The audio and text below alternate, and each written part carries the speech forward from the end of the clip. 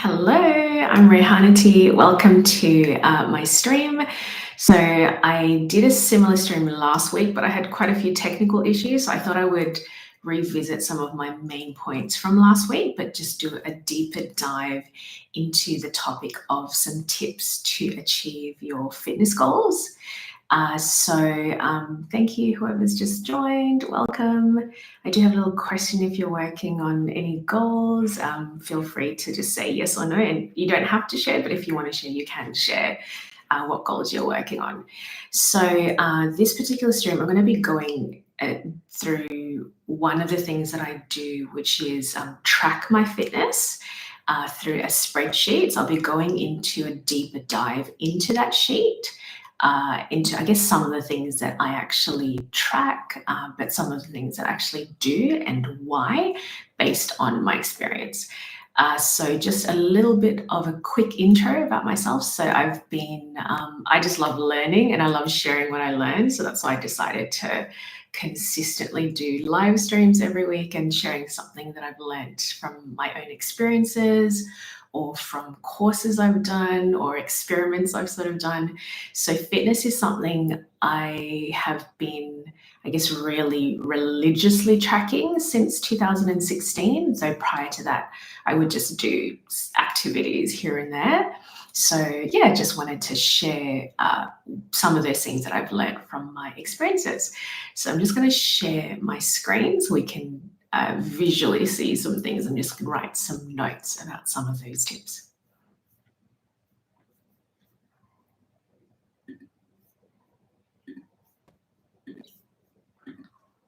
Okay, so the first tip, which I'm going to be doing a much deeper dive into when it comes to achieving your fitness goals, is, of course, tracking your progress.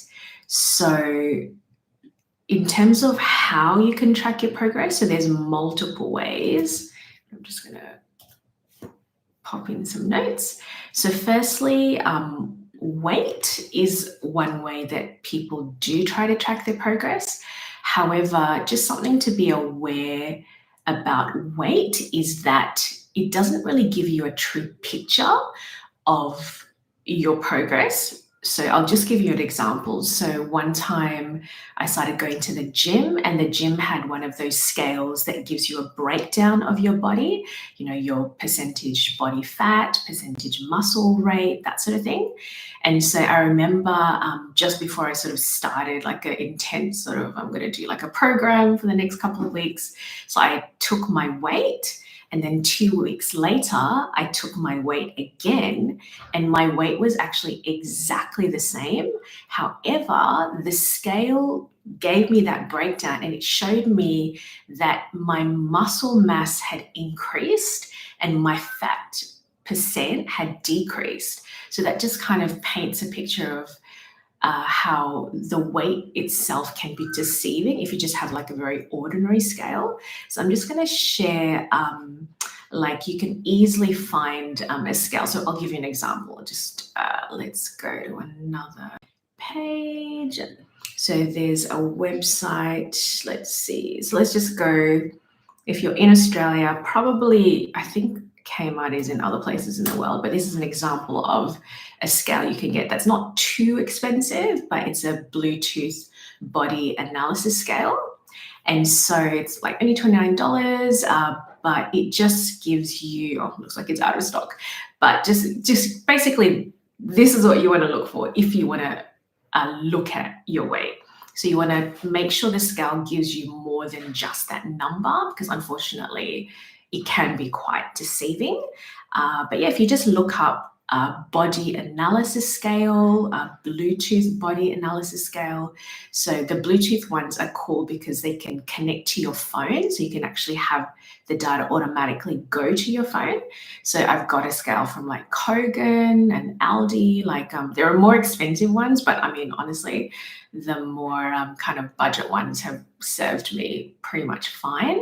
So one tip, if you are using this scale, is that you want to take your weight around the same time in the same sort of conditions. So the best time to take your weight is not at the end of the day after you've had food for the day, because you're actually going to be measuring your food and your water intake, which again will probably make you feel upset because you're like, what? How am I, extra kilos maybe than another time that I weighed myself? So the best time to take your weight is first thing in the morning. Just have like a glass of water, because you probably would have maybe you'll typically just go to the toilet maybe just before you sort of start your day. So that would be the best time to take your weight, is first thing in the morning before you've had any food, and just having like a glass of water. So if you do that the next time you take your weight again, it's a better comparison. Because, for example, I actually did have a friend who was trying to lose a bit of weight, and she's like, oh, I don't know what's going on. Like, I've gained so much. And I'm like, when are you taking your weight? And she was literally taking it at the end of the day after like dinner. And I'm like, you're weighing your food. Like, you'll be surprised how much kilos and the water and food adds to your weight, which then again doesn't really give you that true picture and will be demotivating. Because I guess that's the key thing when it comes to tracking your progress, is it's about motivating you and making you feel like, oh, I can actually see those small changes.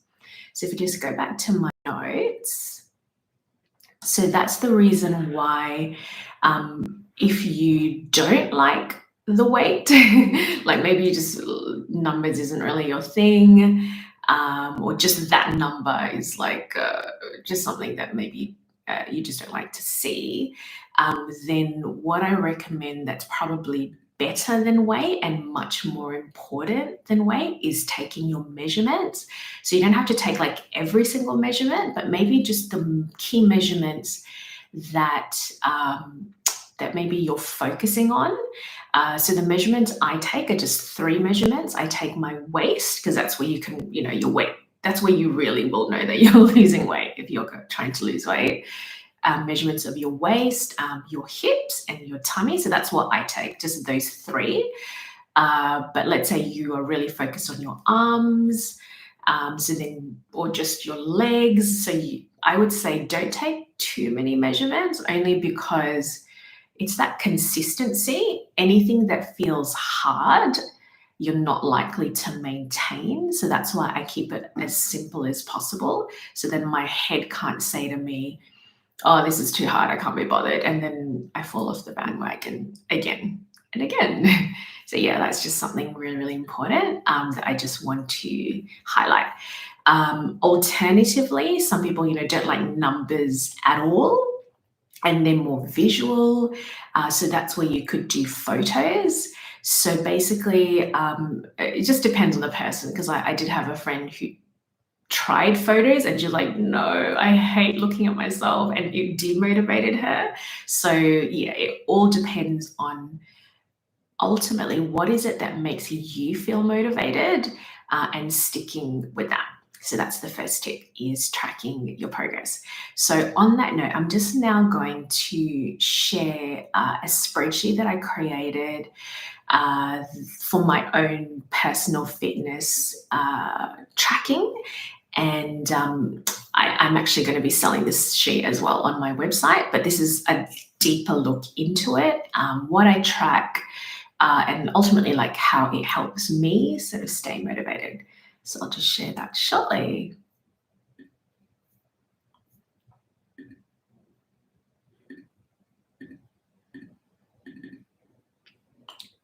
So I made 2 versions of it. I'm an Apple sort of fan.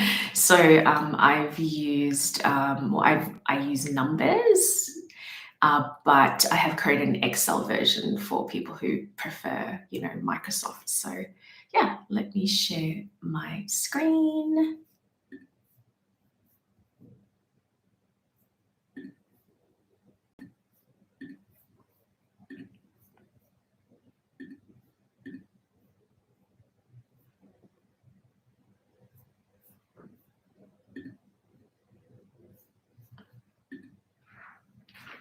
Okay, I think I got it. Okay, So this is my fitness goal tracker. So I'm just going to zoom in just so you can see a bit closer what are some of the things that I track, and I'll explain each of the things as well. So firstly, I obviously pop in the date, so I have an idea about the time period between my measurements. So I personally like to do a monthly sort of check. So I know there are people who do like daily and weekly. I've tried it, but personally, I find it demotivating. So especially when I do daily, because it's such a short amount of time. So just when I'm not seeing much change, because such a short time has passed, it kind of doesn't really motivate me to keep going. So whereas a month I find is it's enough time for my body to actually make a change. Although people who argue for the shorter time frames, the reasons why they like shorter time frames is they like to know faster if something isn't working and then make a change sort of more immediately. So that's the, I guess, the sacrifice if you go with a longer time frame with your measurements is maybe something isn't working, you've done it for a month. So I guess you could go maybe 2 weeks if you are really testing something and you don't want to commit to it for too long, before like kind of knowing for sure, is it giving me results or not. So yeah, so that's why I personally go monthly, but you can change the sheet and say, bi-weekly or fortnightly in Australia. So what I do is, after the date that I'm taking the measurement, I like to put in just some notes. So this is what this little section is for. So I just keep it really simple. No one's going to be reading this. It's just for me. So forget about grammar and all of that. It's really just to remind myself, what is it that I'm trying for the next month, to see if it's going to work for my body. Because that's certainly one thing I've learned when it comes to any kind of goal, but certainly fitness goals, is every body is unique and what works for you may not work for someone else. So I do like to try what other people have tried and see if it works for me. If it doesn't, then it doesn't. It's just, yeah, that's why we're all unique and special. So yes, I just put in what is it. These are my before measurements, and then I put in what's my plan, and I just put plan 1 because I'm planning to adjust as I go along. So in my case, I guess diet-wise, I guess I put in 2 things. I put in something about diet, if I'm going to make some kind of change with my diet, and then I put something to do with activity. So in this case, I kept it really simple. So intermittent fasting. So you can do a bit of a Google search about that. And there's tons of YouTube videos about it, but it's something that personally I find has worked for me with just, it's actually helped me for my skin health, funnily enough, besides just my general health. So my plan is intermittent fasting. And then I just want to keep it simple. I want to go for a walk every day just for 30 minutes since the weather's getting a bit nicer now that it's spring in Australia. So then I put in, what is that weight? So I made a little converter. So I guess if you're in America, you will, I guess if you're going to buy my sheet, maybe just message me and I can make a version for you where it does it the opposite. So what I've done is, I'm in Australia, so we use kilograms for measurements. But the reason why I've converted it to pounds is it's more so the change. Pounds is a bigger number. So for example, I just use this as an example. So let's say I did an experiment and then a month later, so you'll see first, I try to go first of the month. So first of the month in August, this was my weight. First of the month in September, this is my weight. So basically I've lost 2 kilos, but that's 4.4 pounds. So just for me psychologically, I like the version of pounds. It just makes me feel like I've achieved more. For example, if I go half a kilo, so let's say my weight was actually, the change was only 79.5. That's over 1 pound. That sounds so much better than 500 grams. 500 grams just feels so small, whereas 1.1 pounds, I'm like, oh, yeah, ultimately it's psychological. And it's about boosting my motivation to keep going. So that's the key with the whole tracking. So if you do this and you're like, this is overwhelming for me, then don't do it. Essentially, like, try something else, like maybe do the photos or maybe just write it in a notebook. This is for people who are like me, who are spreadsheet junkies and love something very concrete. So that's why this really helps me. So yeah, so firstly, what's the experiment? What are you doing? What is your weight? And then this sheet will automatically change it into pounds. So the first one's not going to work because this basically shows you cumulatively, let me say that again. This shows you cumulatively what you've lost or gained depending on what your goal is. So this is the very start of your fitness sort of journey. And then as you go along, not only will you see what you have gained this particular month since last month, but you'll actually see your total gain, or loss, depending again on what you're tracking. So that's what these are. So they'll auto calculate. So you'll be able to see, if I add another one, so let's say we now are into month 3. So 1st of October 24. And then this is now results. So let's say what was planned to use. Let's say we want to start an activity with friends and we're going to go play basketball. Let's say basketball once a week. So let's say here, this is now next month, the results. So let's say like I've really actually, that really, really worked. And now I'm actually now at 77 kilos. So you'll see it auto calculate. So okay, maybe that's unrealistic, but so basically this is telling me I lost over 5 kilos in 1 month. And then, pounds, that's pounds, that is realistic. So then that equates to 2.5 kilos in 1 month. But actually I just realized my spreadsheet's broken. That's how you can fix it, by the way, on numbers, but I will make sure this is fixed. But yeah, as you can see, it's actually showing me from the very start, I've actually now lost in total 3 kilos from where I began, which is, if you're good at maths, you'll be able to tell that anyway. But yeah, so they're the first few. So then the next values that I pop in, which is relying on that fancier scale, is my body fat percentage. And then the next one is my muscle mass percent.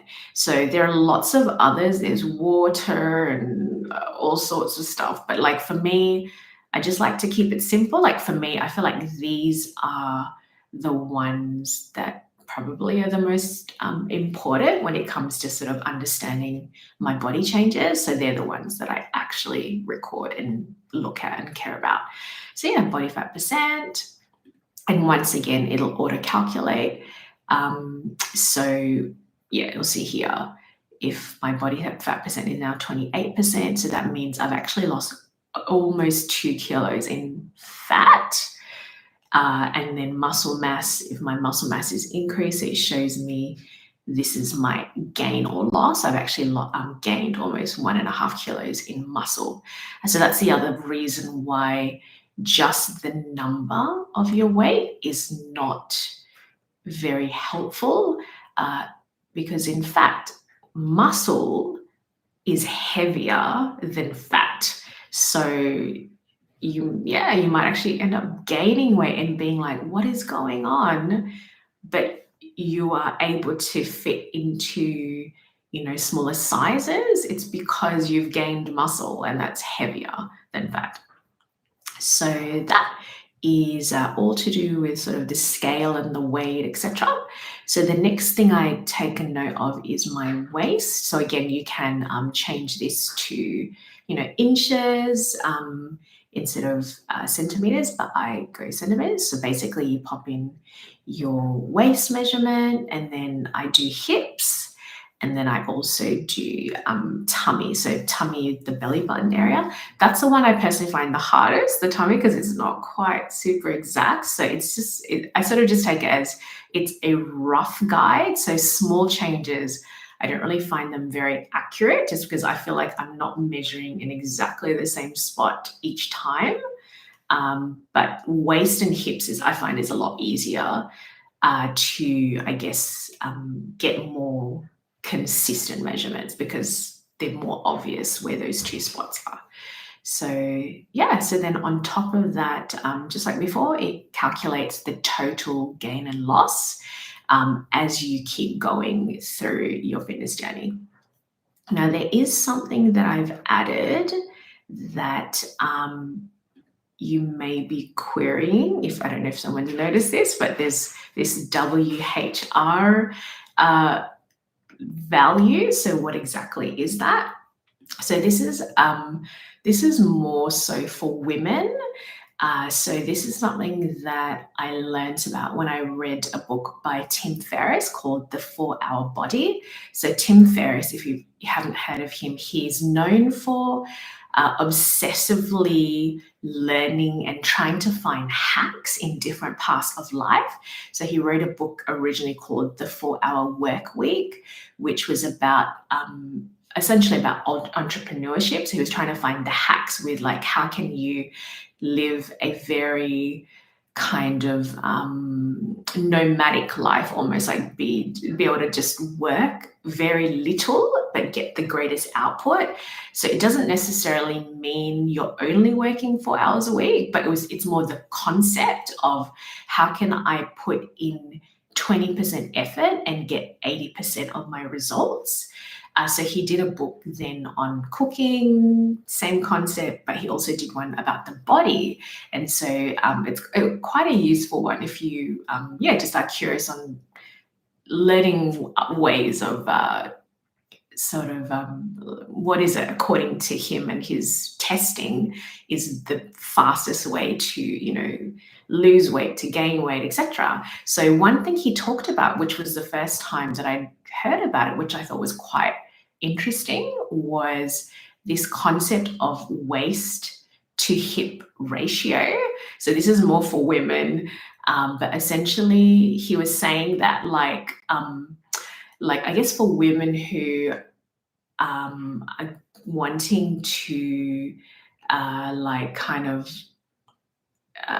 aim for a more feminine body, the quote unquote ideal waist to hip ratio was 0.7. So in other words, you're dividing your waist divided by hips. So so essentially that's what this is. It's showing, actually, I don't know if you can see at the bottom here, on the bottom left, waist divided by hips. So it gives you, so this, again, this is just purely for me, if you're curious on where you measure on the quote unquote ideal. So when I say ideal, I mean like, I think he based it on like famous actresses of who were very known for having very feminine bodies, and like they had this ratio. So that's what that is. But obviously, this is obviously not relevant to everybody, so you can just ignore that. But pretty much that is the sheet. So I do put here as well at the top, like what is the goal? Because that's something that I've also learned is when you have a goal, like it's really helpful if you write it down, whether it's handwritten or typing it somewhere, because it just puts it into your mind and it makes it just in your subconscious. Like, I don't know if you've ever had this experience of you buy a new car and then suddenly you're seeing your car everywhere. And like, I never noticed this car before, and why am I suddenly seeing this car? So that is an example that I've learned of something that was always in your unconscious, but it's now brought to your conscious. So the car actually was always there, but because you've bought it and now this is something that's now in your consciousness, your unconscious mind is now alerting to you to that same car that actually was always there. So that's why I like writing goals and why I recommend writing goals, because you're basically bringing to your conscious this is what I want to work on and this is what I want to achieve.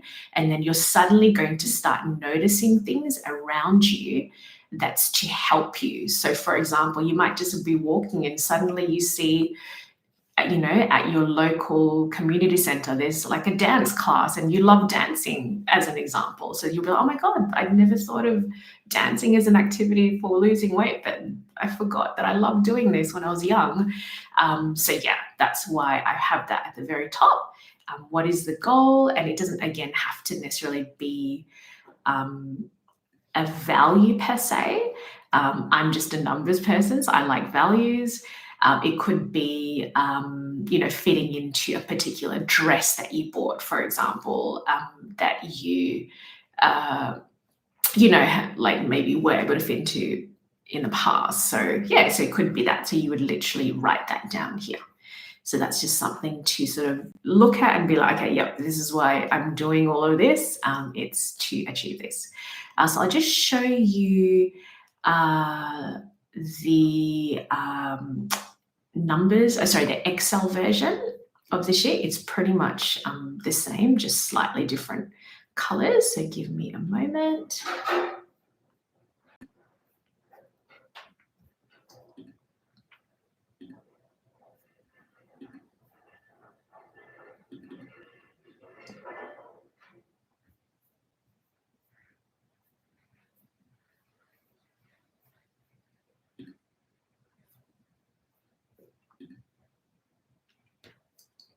Okay, let's see.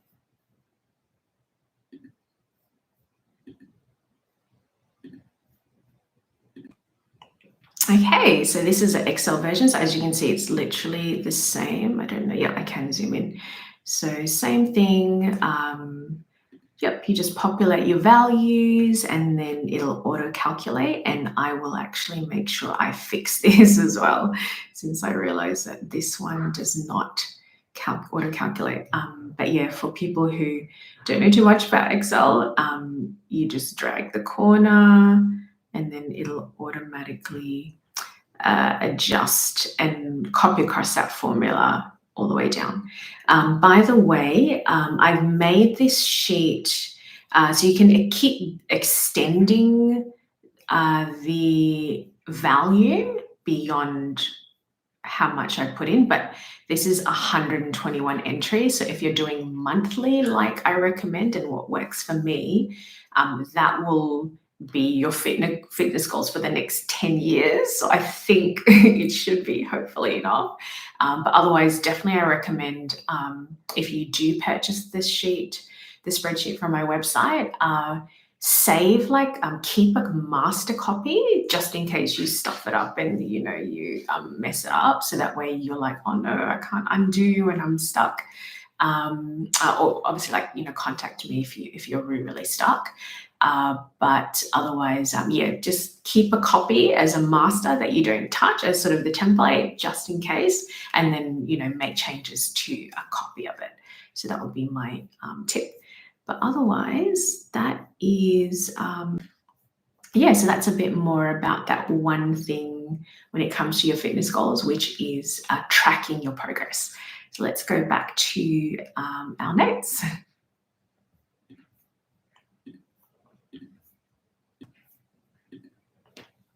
Okay, so that's number one. So number two, the next thing when it comes to achieving your fitness goals that I've personally learned is taking baby steps until they become a routine. So that is very, very important, versus saying to yourself, okay, I'm just gonna go crazy. I'm going to not have any sugar. I'm not going to, I'm going to go to the gym every single day, and coming from having done no activity and binging on junk food every single day, the day before and all the days before, it's just not sustainable. Like, your body will revolt against you. Like, when you make such a drastic change, you might actually even get sick.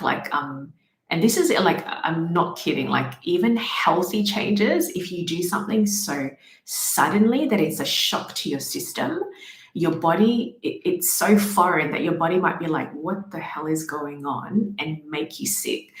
So I actually experienced this. I went to this Tony Robbins program. And of course, if you know Tony Robbins, he really motivates you. It's called like Unleash the Power Within. And basically, in the program, there's a section where he talked about health, and he talked about sort of eating foods in an optimum way. So like, so you might have heard this concept before, but for example, vegetables and protein, they're easier to digest together, but not protein and carbs. But then carbs and vegetables are easier to eat together. So that's like another strategy you could explore if you've never heard of it before and you don't want to cut carbs ever. So, so I thought, you know what, I want to try this. And I just fully just did it. Like, as in I just went cold turkey, and I actually got sick, literally, as in I started to have like a flu-like symptoms from doing healthier eating because my body was just, I think, literally just in shock and what is going on. So instead, I would say make small changes and then gradually add to those changes. So what I should have done and that I do now is, I'll give you an example. So water is really, really important for just your general health. But water actually helps you lose weight if you're after losing weight. In particular, if you make the water alkaline, so if you squeeze a bit of lemon in your water, or you can get like an alkaline filter jug, that kind of thing. So there is actually, I will explain the science behind it. So this is something I learned from Tony Robbins in that particular course. Apologies, I'm sidetracking a little bit, but hopefully you will find this discussion helpful.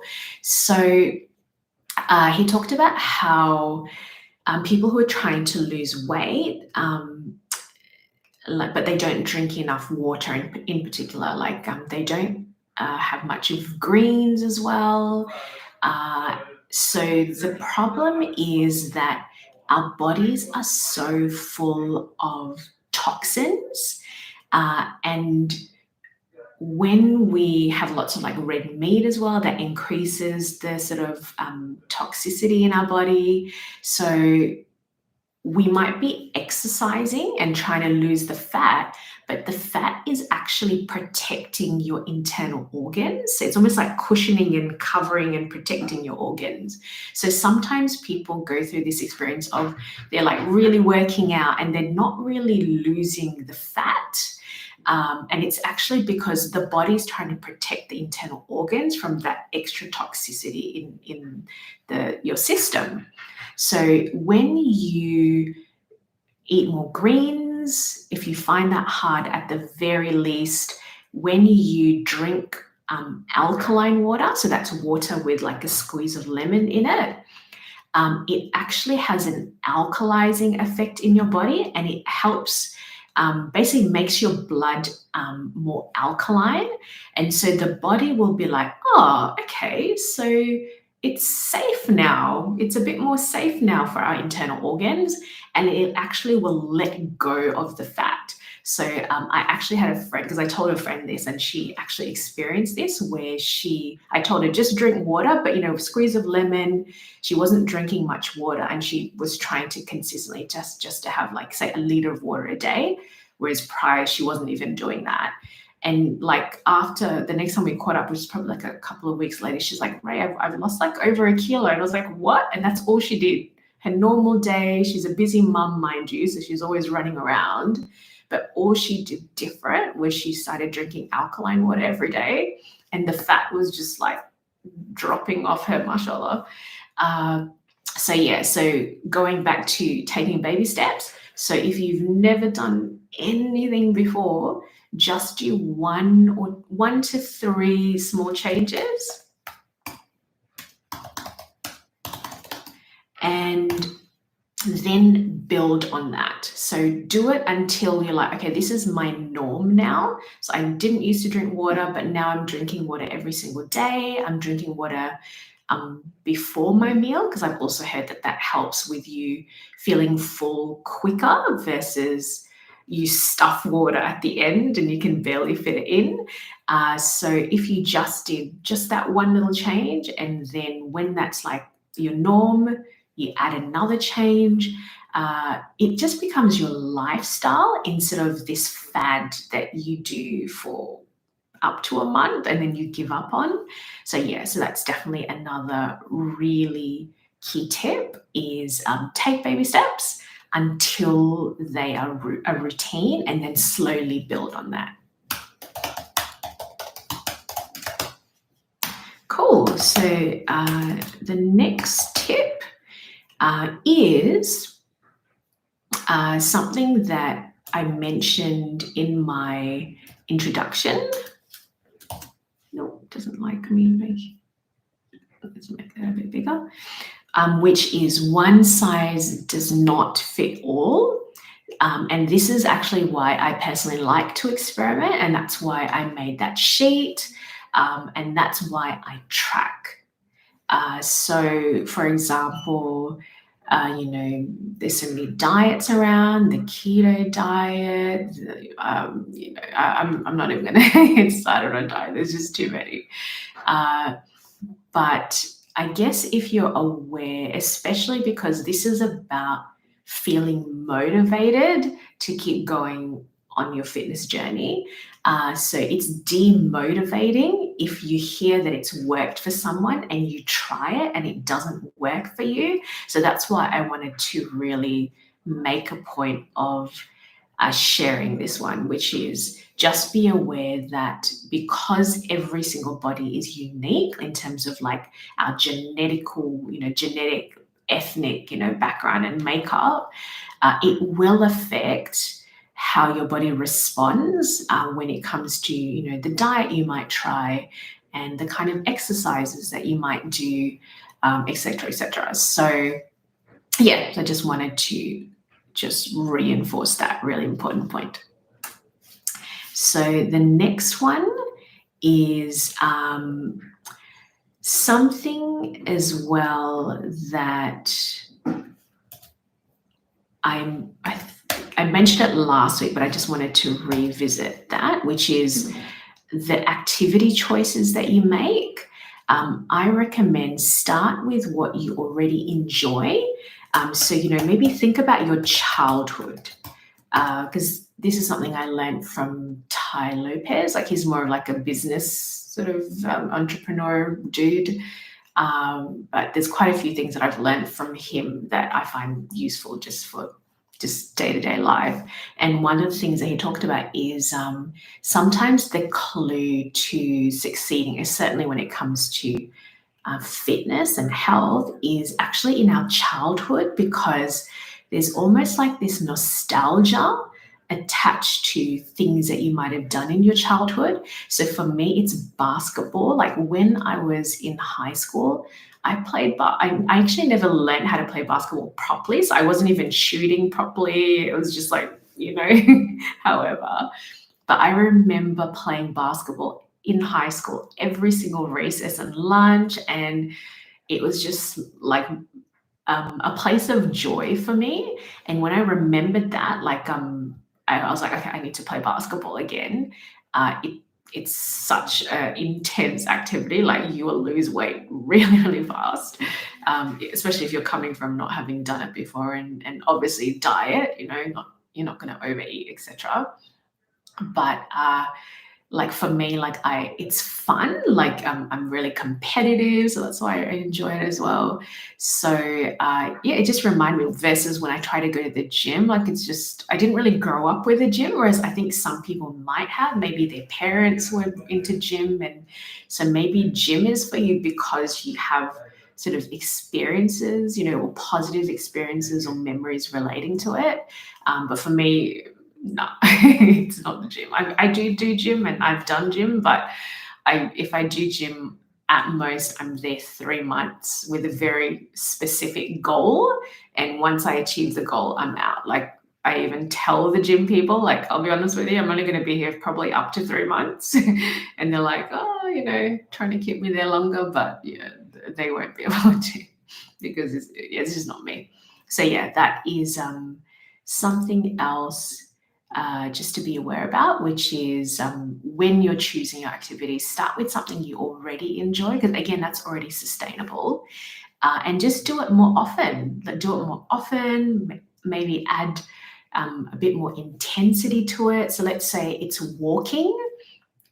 You love the outdoors and just nature, the beach, for example. You love the beach. So then, but you've never walked before, but you love the beach, as in you've never walked for exercise before. So then just do a really short walk, start with a 15-minute walk on the beach, and then increase the intensity as you find, oh, okay, this isn't challenging anymore. Honestly, that is the key to sustainable success when it comes to fitness goals, and really with any kind of goals in life. So that is activity. So next one is rewards. So this is a fun one, and this is an important one as well. So again, it's all about motivation. So especially when you're working towards a more longer term, bigger goal, you and you're not seeing immediate results, that is what can be demotivating. So what I like to do is I like to reward myself for hitting the milestone. So for example, let's say in that earlier spreadsheet, let's say my goal was, getting to 70 kilos, for example. So then maybe my milestones is like 2.5 kilos, so 4 milestones. So maybe I write down, so it's concrete and it's something my mind sees and it's in the back of my head and helps motivate me, but I write down what is my reward for hitting a milestone. It can be food related, so as in, even people who are really on, strict diets, they always, there is a theory that having a binge day once in a while is better than just doing cold turkey, never ever having junk again, because it's just about that sustainability again. So it could be a reward sort of day, food related, or it could be like another just activity you enjoy. So you're telling yourself, when I hit to 2.5 kilos weight loss, I'm going to, book, this cruise, for example, like a day cruise, not like a really long cruise. Maybe that can be the final goal. If I hit the final goal, I'm going to book a cruise. So it can be a bigger, reward or a smaller reward, but ultimately it's about motivation. So, for example, I remember a friend of mine, she joined this sort of like boot camp sort of outdoor workout thing. And then to motivate people, they told them, if you are consistent for, for every, I think, 2 weeks that you're consistent in coming to this, you will get a prize. And so my friend, she did not miss a week because she wanted all the prizes, even though, fun enough, the last prize was like not the best prize, maybe because like most people wouldn't have stuck it out that long. So they wanted to encourage people who stuck it out, even 80% out of the program. So that's sort of that concept of something extrinsic, or external to motivate you if you haven't sort of built that intrinsic internal motivation. Make a reward for yourself, write it down, and follow it through, because that teaches your brain, oh, I get rewarded when I do these hard things, but I'm achieving the results that I was hoping for. But yeah, so that is rewards. And then the last one is accountability partner. So this is especially if you struggle to like see things through on your own because no one's really, on your back and no one's sort of checking in with you. But also, it's motivating sometimes when a friend who is on a similar journey with you is seeing results. Or maybe if you're very competitive, it can work in that way as well.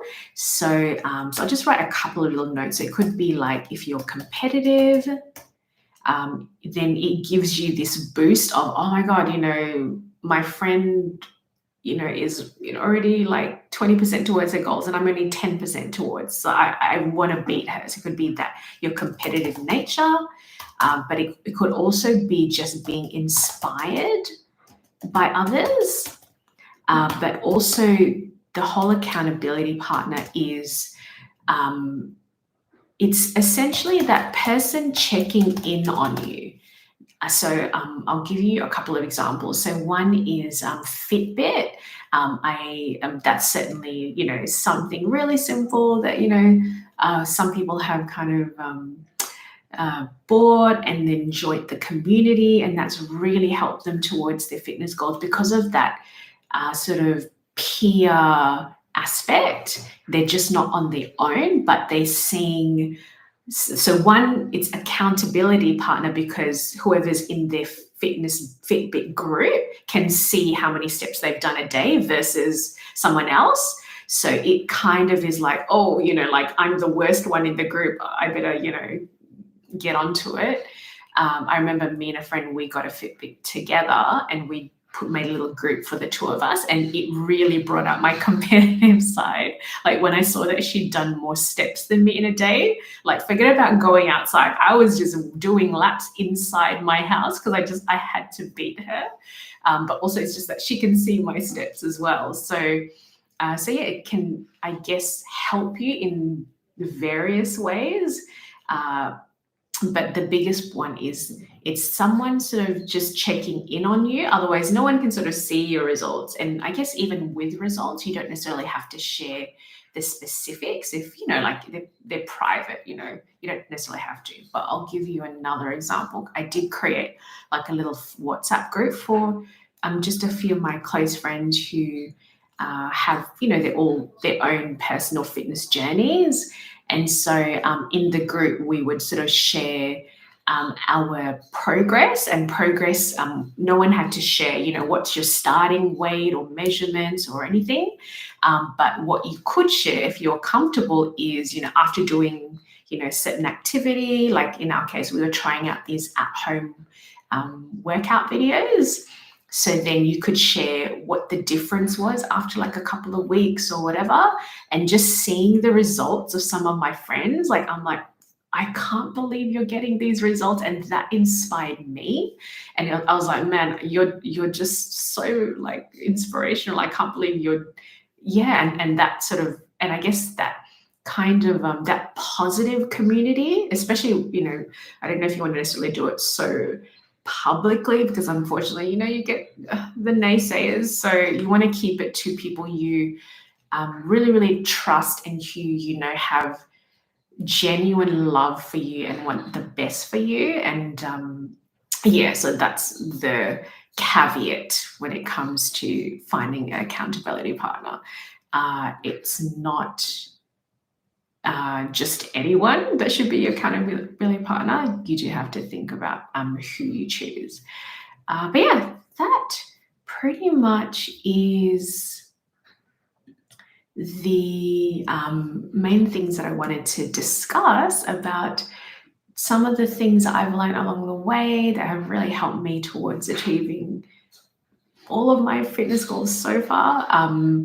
Keeping in mind, like, fitness is something that is just going to be up and down, in my opinion, in your life. That's what I personally experience.